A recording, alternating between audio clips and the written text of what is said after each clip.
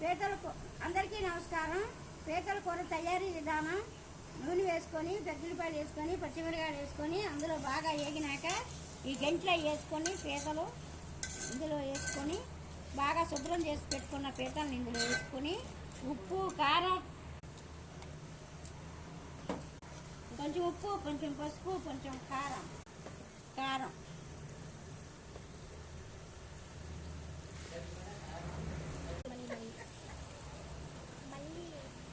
కొంచెం మసాలా పేస్ట్, ఇందులో చింతపండు పులుసు పోసుకుంటే సూపర్గా ఉంటుంది.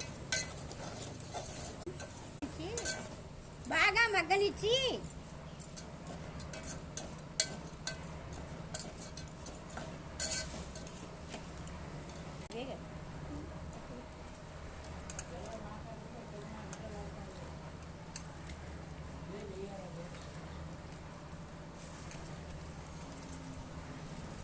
వేగిన తర్వాత చింతపండు పులుసు పోసుకుంటే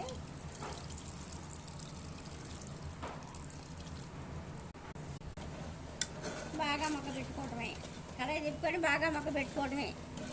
బాగా ఉడికిన తర్వాత దించుకుంటే సూపర్ ఉండిద్ది. మగ్గిన తర్వాత మూత తీసి ఎలా ఉందో చూసుకొని